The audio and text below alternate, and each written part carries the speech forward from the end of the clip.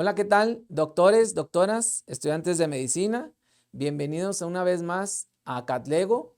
Catlego que tiene este espacio pues diseñado para ustedes, para revisar temas de medicina en general. Vamos a revisar el día de hoy el tema de síndromes medulares. Bien, como vamos a hablar de síndromes medulares, pues vamos a recordar la anatomía así de forma breve de la médula espinal. Entonces, nada más recuerden, la médula espinal pues va del borde inferior del bulbo raquídeo hacia el borde inferior del primer cuerpo vertebral lumbar, o sea, a nivel de la vértebra L1, el borde inferior de L1, ahí es donde termina la médula espinal. O sea, no existe médula espinal ya en L2, L3, L4, L5, ya no existe ahí la médula espinal, ¿sale? Entonces, hay que recordar nada más, pues, de dónde a dónde va la médula espinal. Lo que sí es bien importante es recordar cada una de las vías, de las vías que atraviesan, pues, por la médula espinal. ¿Esto para qué? Pues para saber los síndromes medulares, chicos. Entonces, fíjense, vamos a tener las vías ascendentes. Todas las vías ascendentes, pues, representan o están representadas por la sensibilidad, tanto superficial como profunda. Entonces, las vías ascendentes, como su nombre lo dice, ascienden hacia la médula espinal y después de ahí de la médula espinal llegan al encéfalo. Entonces, ahí están las vías ascendentes. De las vías ascendentes tenemos la vía de la sensibilidad superficial. Entonces, vamos a analizar primero su anatomía de la sensibilidad superficial. Recuerden que la sensibilidad superficial está transmitida por básicamente tres neuronas. La primera neurona se encuentra en el ganglio de la raíz de las raíces posteriores, en el ganglio de la raíz posterior. Llega ahí la primera neurona, ¿sí? Y su axón se dirige hacia lo que es el asta medular posterior. Ahí termina la primera neurona. La segunda neurona, que es la más compleja de todas, esta segunda neurona llega a atravesar lo que es la comisura gris medular. Miren, aquí la atraviesa, ¿sí? La atraviesa y el axón de esa segunda neurona es la que asciende hacia lo que es el tálamo. Entonces, ahí en el tálamo termina la segunda neurona y comienza la tercera neurona. La tercera neurona llega su axón hacia la región parietal, en este caso la circunvolución parietal ascendente, que es el área 1, 2 y 3 de Brodmann. Entonces, toda la sensibilidad superficial, toda la sensibilidad va a llegar a la región parietal. Y observen una cuestión aquí importante, o sea, toda la sensibilidad del hemicuerpo izquierdo, toda la sensibilidad del hemicuerpo izquierdo va a llegar a la región parietal derecha, ¿sí? Entonces, como les comentaba, la segunda neurona es la más importante. ¿Por qué? Porque es la que forma el fascículo espinotalámico lateral. Entonces, toda la sensibilidad superficial se va a trasladar a través de este fascículo espinotalámico lateral, que viene siendo que en la médula espinal está representado, ¿sí? Por lo que les marqué aquí en rojito, miren, aquí está el fascículo espinotalámico lateral. Entonces, por aquí va a viajar toda la sensibilidad superficial, ¿sale, chicos? Entonces, algo bien importante, pues nada más hay que recalcar aquí o recordar lo que son los dermatomas. Fíjense que para médula espinal los dermatomas más representativos son son el de T5 a nivel de lo que son los pectorales, ¿sí? Y el de T10, que es a nivel de la cicatriz umbilical, para que nos recordemos cada vez que vamos a explorar un paciente, recordemos pues a grosso modo lo que son los dermatomas, ¿sale? Acuérdense que la médula espinal únicamente llega pues hasta L1. Quiere decir que las demás raíces o los demás dermatomas L2, L3, L4, L5, pues básicamente son raíces, no pertenecen pues a la médula espinal. Entonces acuérdense de ese tip nada más, llega hacia el borde inferior de L1, que en dermatoma pues está representado a nivel de la ingle, de las ingles de los pacientes, ¿sale? Entonces, ahí tenemos el fascículo espinotalámico lateral. Otra cuestión bien importante, miren, si nosotros tenemos una lesión a nivel de T10 o que el paciente nos refiera, doctor, fíjese que no siento a nivel de la cicatriz umbilical hacia abajo. O qué bueno que nos dijeran así todos los pacientes, ¿no? Pero que no siente la sensibilidad superficial, no siente el pica-toca de T10 hacia abajo. Entonces, ahí quiere decir, chicos, que realmente el nivel medular afectado no es T10, es T8. ¿Y por qué es T8? Porque recuerden que las raíces no nacen de forma horizontal, sino que nacen de forma oblicua. Entonces, como nacen de forma oblicua, chicos, quiere decir que son dos niveles los que están por arriba afectados del dermatoma. Es decir, si la afección entonces está a nivel de T10 o el paciente no llega a sentir a nivel del T10, quiere decir que a nivel de médula espinal la lesión está a nivel de T8 por esta dirección de las raíces de forma oblicua. Entonces, acuérdense, fascículo espinotalámico lateral corresponde a la sensibilidad superficial.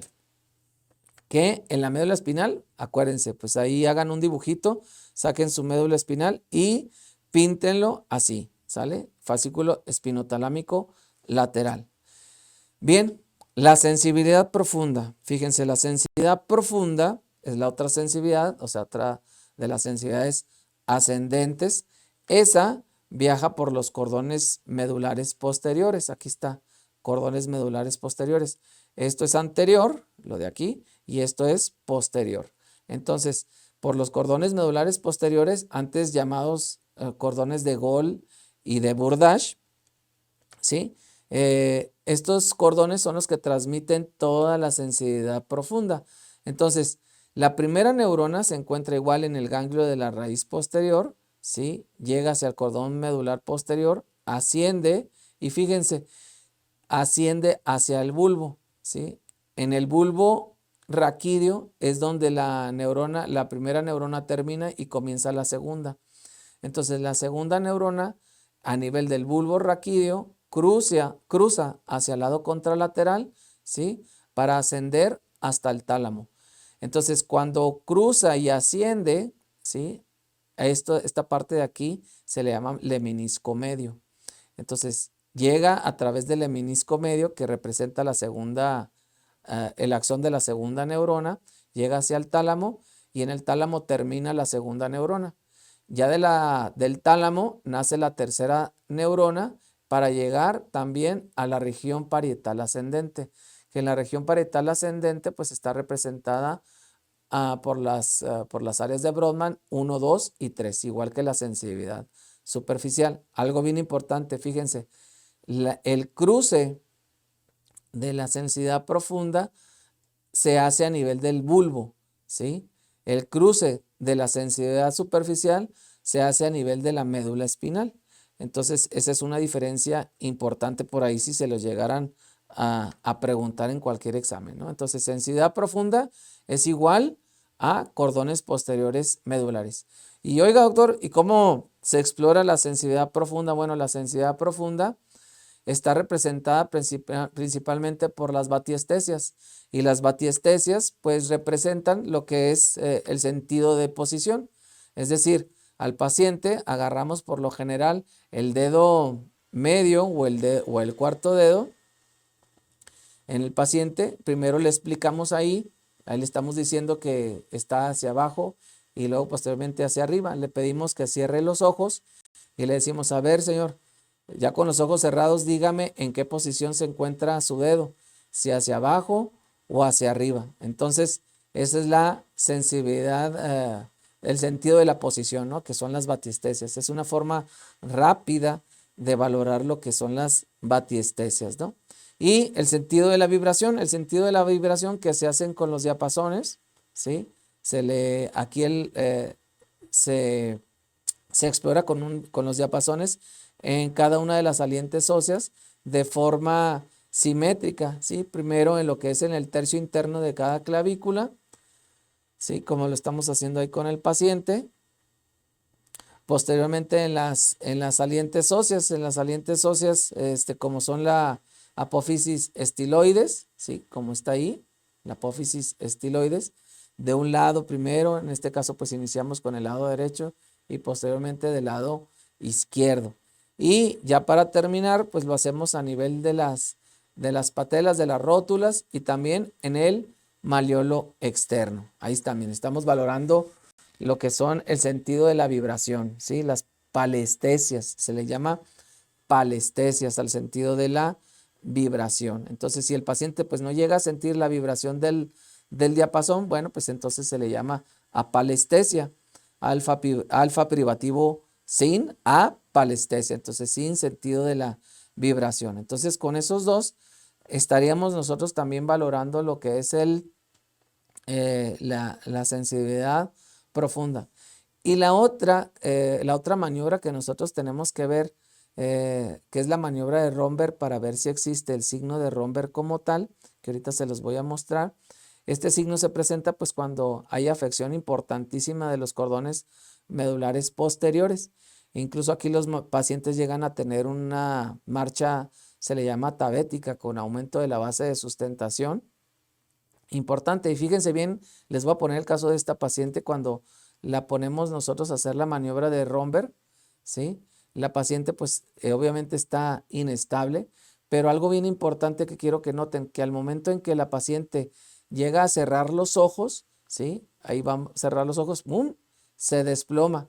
Entonces, abusado con eso. Esto que siente la paciente al momento de cerrar los ojos, ¿sí? Que obviamente anula con la visión el sentido de posición, ¿sí? La paciente no puede permanecer de pie. ¿Por qué? Pues se pierde lo que es el sentido de la visión, que está ayudando pues al sentido de la sensibilidad profunda, y es cuando aparece el signo de Romberg. Ese es el signo de Romberg clásico, chicos, donde los pacientes cierran los ojos y al momento en que cierran los ojos se desploman, miren, así. Ella siente que se va a caer, ¿no? Entonces, ese es el signo de Romberg franco como tal. Entonces, también se le llama prueba de vaivén.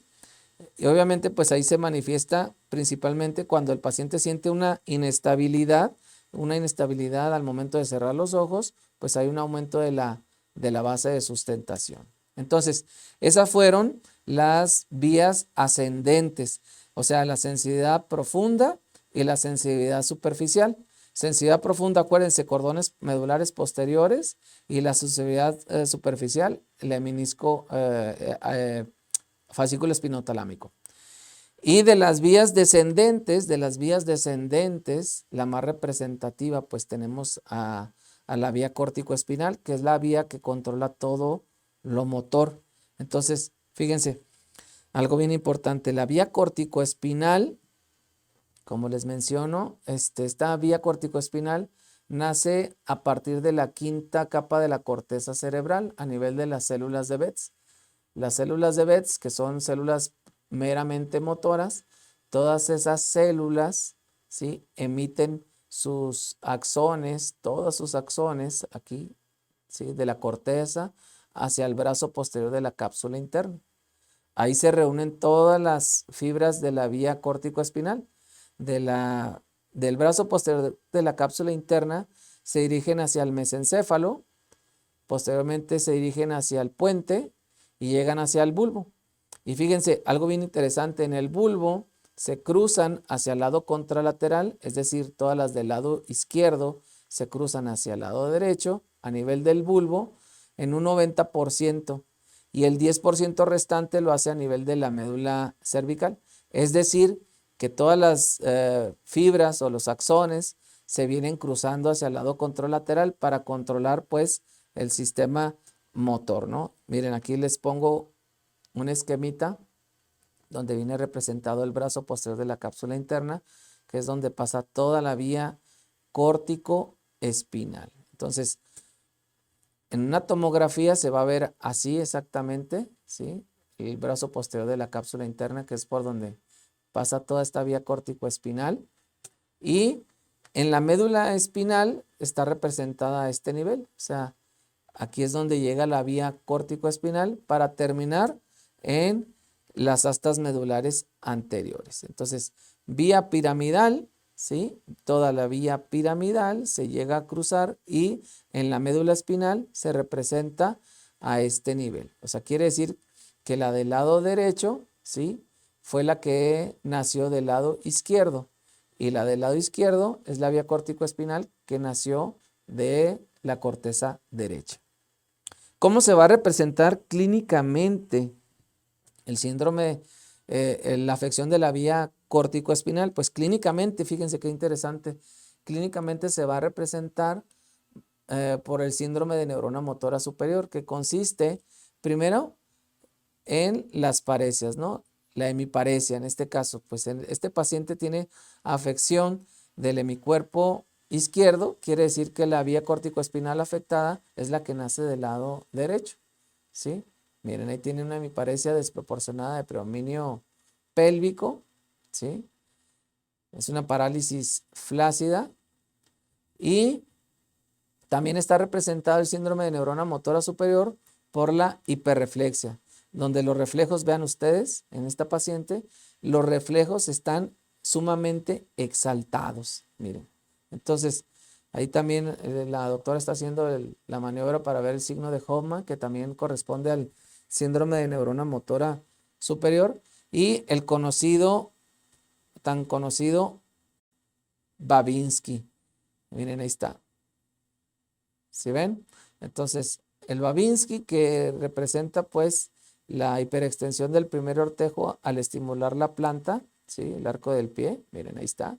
Una respuesta plantar extensora, que antes pues se llamaba signo de Babinski, ¿sale? Entonces, el síndrome de neurona motora superior se va a dar por afección de la vía piramidal. En este caso, si se afecta la médula espinal, bueno, pues vamos a tener datos de neurona motora superior. Acuérdense, ¿sale? Y tenemos también, bueno, vamos a repasar lo que es el síndrome de neurona motora inferior. El síndrome de neurona motora inferior se da cuando se afecta lo que son las astas medulares anteriores, lo que es la raíz nerviosa, el nervio periférico, todo el nervio periférico, la unión neuromuscular y el músculo. Entonces, cualquier afección que se dé a nivel de todo este trayecto, chicos, nos va a dar clínicamente el síndrome de neurona motora inferior. Igual se va a estar representado por una parálisis flácida, va a haber hiporreflexia o arreflexia, la respuesta plantar flexora, y cuando ya existen un grado de denervación importante, pues van a existir las fasciculaciones en el miembro afectado, ¿no? Hay que recordar algo bien importante en lo que corresponde a los síndromes medulares, ¿sale? ¿Por qué? Porque cuando se daña la médula espinal, los pacientes van a llegar por debilidad al servicio de urgencias o a su consulta. Entonces, el paciente va a referir o ya sea una paraparesia que es disminución de la fuerza en miembros pélvicos, y paraparesia, pues como en la escala de Daniels, sería ya sea que esté representado en la escala de Daniels en 1, 2, 3, 4 de 5. O sea, el paciente va a referir que no puede mover sus piernas. Dependiendo del grado de afección, pues lo vamos a catalogar según la escala de Daniels en 1, 2, 3, 4 de 5. A eso se le va a llamar paraparesia, que hay que diferenciarlo del término paraplejía o paraplegia, donde pues el paciente va a referir que absolutamente no puede mover para nada los miembros pélvicos. O sea, en la escala de Daniels va a ser un 0 de 5, ¿sí? Paraparesia, o sea, sí puede mover algo, los miembros pélvicos, pero va a estar catalogado en 1, 2, 3 o 4 de 5, va a sentir esa debilidad, no al máximo como si fuera una paraplegia. Entonces, paraplegia 0 de 5, paraparesia 1, 2, 3, 4 de 5, ¿sí? Cuando no mueve los miembros pélvicos. Cuando sucede que el paciente dice, ¿sabe qué, doctor? No puedo mover ni mis brazos ni mis piernas. Ok, no puede mover ni sus brazos ni sus piernas. Entonces, el problema está que tenemos que catalogar también ese grado de afección. Entonces, ¿cómo lo vamos a catalogar?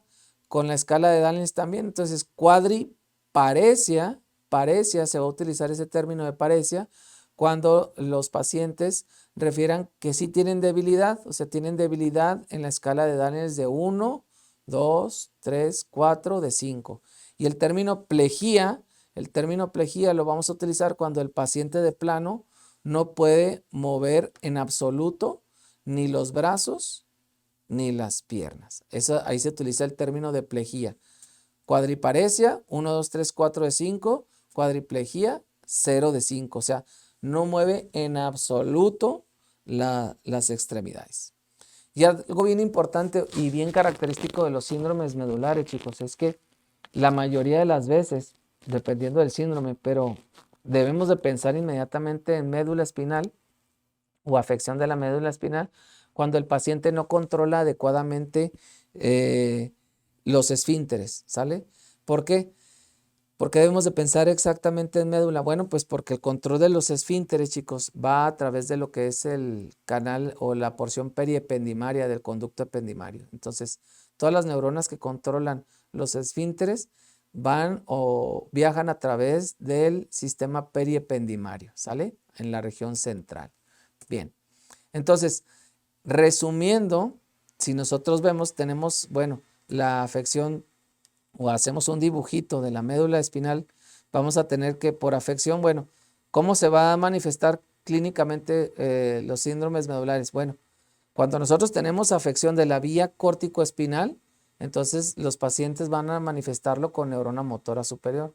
Si se afecta el haz espinotalámico, vamos a tener que se afecta la sensibilidad superficial. Los pacientes van a dejar de sentir lo superficial, el pica-toca, ya no siento si me roza usted con la gasa o bien con el abatelenguas, o bien vamos a tener afección de la sensibilidad profunda cuando el paciente pues refiere a hipopalestesias, apalestesias, batiestesias o pérdida del sentido de la posición, o también lo que es que presente el signo de Romberg, ¿no? Y la neurona motora inferior, cuando se afectan las astas medulares anteriores, exclusivamente las astas medulares anteriores, porque acuérdense que de aquí nace la neurona motora inferior. Entonces, este dibujito, chicos, es sumamente importante que lo memoricen para que ustedes sepan identificar los síndromes medulares, ¿sale? Neurona motora superior, sensibilidad superficial, sensibilidad profunda, cordones medulares posteriores, los esfínteres, que es la porción central de la médula espinal, ¿sale? Acuérdense que esto es posterior, lo de acá es posterior, ¿sí? Esto es posterior y esto es anterior. Entonces, anterior, posterior, anterior, posterior. Bien, vamos a analizar, por decir, en la sífilis. En la sífilis, los pacientes van a tener esta marcha tabética. ¿Por qué? Porque hay una afección de los cordones medulares posteriores. Entonces, los pacientes van a tener un síndrome medular posterior exclusivamente, donde está afectado los cordones medulares de Gall y de Burdach. Los pacientes van a tener hipopalestesia, apalestesia, pérdida del sentido de la vibración y signo de Romberg, algo que ya no se ve frecuentemente, ¿no? La sífilis a nivel de la médula espinal. Otro ejemplo, miren, tenemos aparte cuando se afectan los cordones medulares posteriores, es decir, que los pacientes vengan con apalestesia, hipopalestesia, signo de Romberg, se va a añadir lo que es el síndrome de neurona motora superior, dependiendo de la afección de la médula. Supongamos que tenemos una afección de la médula a nivel torácico, ¿no? Entonces, si tenemos una afección a nivel torácico, pues los pacientes van a tener una paraparesia o paraplejía, dependiendo del grado de afección. En este caso, bueno, pues se afecta la vía córtico-espinal de forma bilateral. Los pacientes van a tener una paraparesia, respuesta plantar extensora, ¿sí? La hiperreflexia, pero eso lo vamos a sumar con los datos de los cordones posteriores, la afección de los cordones posteriores medulares. En este caso, la hipopalestesia, el signo de Romberg, lo que es la pérdida del sentido de la posición. Entonces, eso se lo asumamos a el síndrome de neurona motora superior. Entonces, cuando aparece algo así, chicos, esto sí es todavía un poquito más frecuente, se le llama degeneración combinada subaguda. Y la degeneración combinada subaguda se presenta sobre todo en pacientes que tienen deficiencia del factor intrínseco o bien que no toman vitamina B12. Son pacientes que tienen antrectomía o bien que son veganos. Y algo bien frecuente también que se ve es el síndrome medular, este síndrome medular en pacientes con VIH. Entonces, pacientes con VIH llegan a tener este tipo de combinación, o sea, afección de cordones medulares posteriores y síndrome de neurona motora superior de forma bilateral, ¿sale? Esa es la degeneración combinada subaguda. Hay otros síndromes donde se presentan de forma más abrupta, como en este caso, miren, aquí les puse las vías afectadas. En este caso, los esfínteres, los pacientes no pueden controlar los esfínteres, ¿sí? Existe una paraparesia con datos de neurona motora superior bilateral, en este caso hiperreflexia, Babinski, ¿sí? Su paraparesia o paraplegia, pero además los pacientes van a dejar de sentir.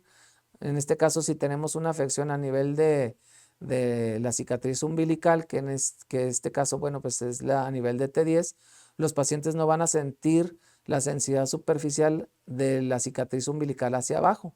Hey, doctor, no siento de la cicatriz umbilical hacia abajo, no siento mis piernas, no siento mi pelvis. Lo revisas y el paciente tiene disminución de la fuerza en miembros pélvicos, hiperreflexia, Babinski, pero aparte el paciente, fíjense, tiene afección de los esfínteres. Entonces nosotros, si trazamos una línea entre todos estos, pues nos van a dar el síndrome, el síndrome medular anterior. Entonces se llama síndrome medular anterior y este síndrome se da porque se tapa o se obstruye la arteria espinal anterior, ¿sí?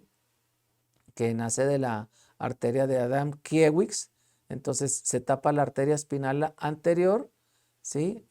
Y da el síndrome medular anterior con todas las manifestaciones que le dije. Por eso les digo que dibujar la médula espinal es de mucha facilidad en la clínica, ¿no? Cuando estamos frente a los pacientes o incluso pues para resolver algún caso clínico que se nos pregunte, ¿no?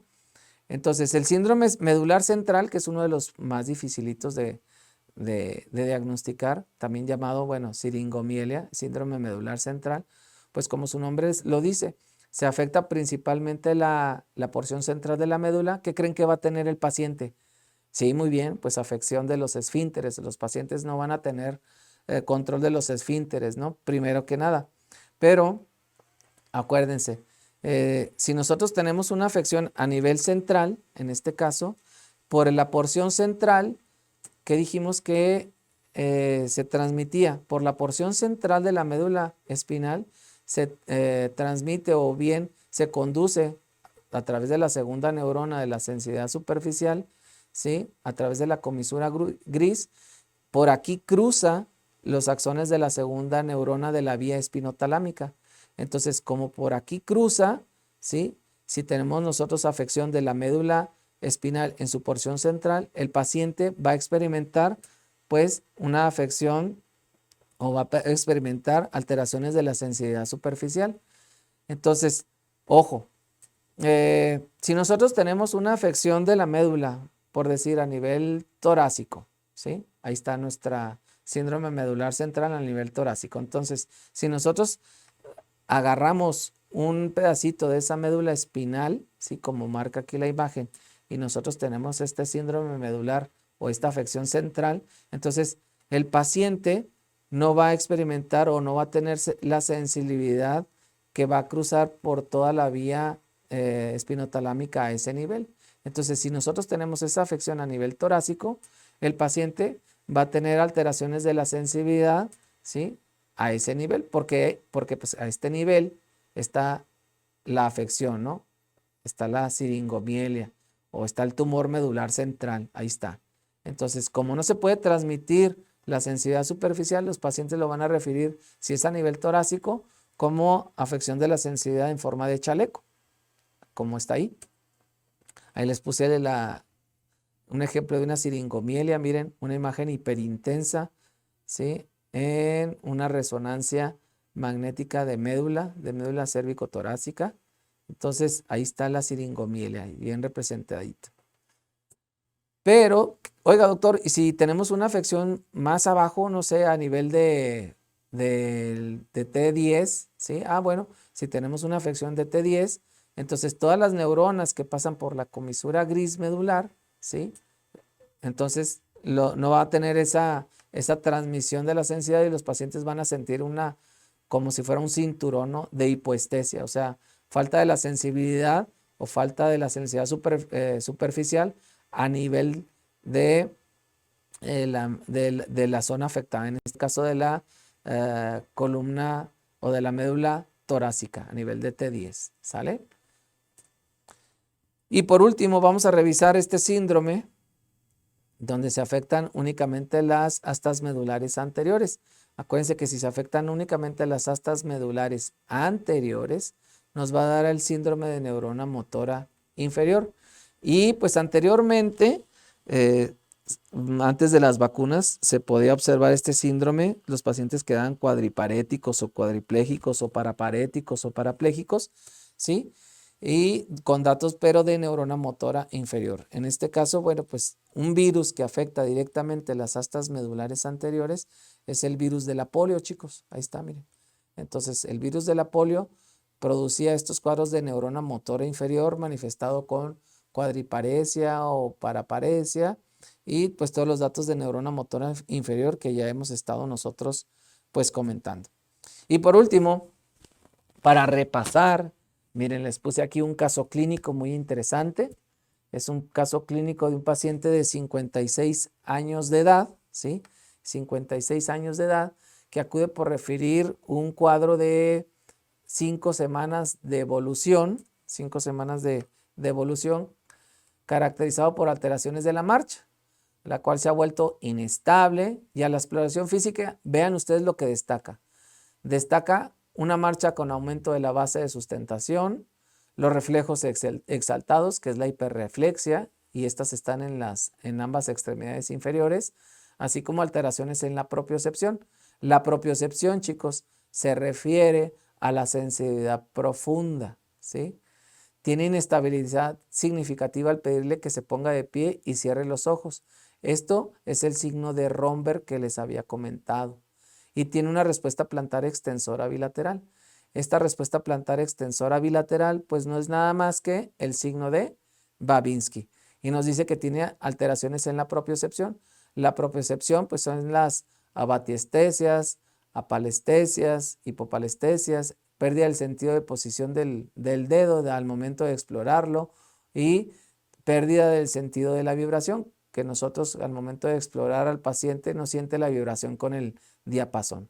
Entonces, ojo, nos preguntan, ¿el cuadro clínico del paciente es compatible con? Nos ponen, inciso A, sífilis, deficiencia de vitamina B12, trombosis de la arteria espinal anterior o siringomiele. ¿Cuál de estos nosotros escogeríamos o cuál nosotros decimos que es la etiología del cuadro clínico del paciente actual? Entonces, ojo, por eso les digo que el dibujito es de mucha importancia. Si nosotros analizamos los reflejos exaltados, pues corresponde al síndrome de neurona motora superior. El síndrome, la respuesta plantar extensora corresponde también al síndrome de neurona motora superior y la propiocepción corresponde a los cordones medulares posteriores. Ahí está. Y el Romberg, que es esto de inestabilidad significativa al paciente que se ponga de pie y cierre los ojos, bueno, esa inestabilidad corresponde al signo de Romberg. Entonces, si nosotros nos vamos a la médula espinal, chicos, ¿sí? Y recordamos, entonces, ¿qué es lo que está afectado en este paciente? Bueno, pues como ya veíamos, ¿no? Neurona motora superior y cordones posteriores. Entonces, por lo tanto, el paciente tiene neurona motora superior, aquí está, neurona motora superior y afección de cordones medulares posteriores. Entonces, nuestro paciente tiene una degeneración combinada subaguda a nivel de la médula espinal. Por lo tanto, la respuesta correcta es deficiencia de vitamina B12, ¿sí? Entonces, ¿Por qué sífilis no es, doctor? Bueno, pues acuérdense que sífilis, chicos, si nosotros nos acordamos, la sífilis, únicamente en la sífilis se afectan los cordones medulares posteriores, pero no hay afección de la vía corticoespinal, ¿sí? De forma bilateral. Los pacientes nada más van a tener signo de Romberg, apalestesia, batiestesia, etcétera. Todo lo referente a la propiocepción. Oiga, doctor, ¿y por qué no es síndrome medular anterior? Bueno, pues porque en el síndrome medular anterior se afectan los esfínteres, ya decíamos, se afecta, sí, la vía corticoespinal también, de forma bilateral, pero también se afecta la vía espinotalámica. Es decir, el paciente no va a tener afección de la sensibilidad profunda, sino que más bien va a tener afección de la sensibilidad superficial, ¿sí? Por eso no es el síndrome medular anterior. Y el síndrome medular central, que es la siringomielia, ya decíamos, la siringomielia, pues los pacientes inicialmente empiezan por lo general, con afección de los esfínteres, o sea, no pueden controlar adecuadamente los esfínteres, ¿sí? No lo controlan bien y van a tener alteraciones de la sensibilidad superficial, porque acuérdense que por la comisura gris medular atraviesa la segunda neurona de la vía espinotalámica. Entonces, como atraviesa por aquí la vía espinotalámica, ¿sí? La comisura gris, pues el paciente va a experimentar estos síntomas de hipoestesia o alteraciones de la sensibilidad superficial, dependiendo del nivel, en este caso a nivel torácico, pues en chaleco. Si es más abajo, decíamos, en forma de cinturón, ¿no? Entonces, si es más abajo, pues el paciente va a referir hipoestesia o totalmente anestesia de la porción afectada, ¿no? Entonces, bien, pues por el momento, esos fueron los síndromes medulares, chicos. Espero que les sirva mucho para su práctica médica, ¿sí? Para los que están ejerciendo la facultad o que estén ahorita cursando la facultad de medicina, pues también que les haya servido mucho. Para eso sirve la anatomía y para eso sirve pues también para recordar lo que es las manifestaciones clínicas de acuerdo a la afección anatómica, ¿no? Bien, doctores, pues esos fueron los síndromes medulares. Espero que les haya sido de su agrado y que pues les sirva en su práctica médica. Nos vemos en el siguiente tema.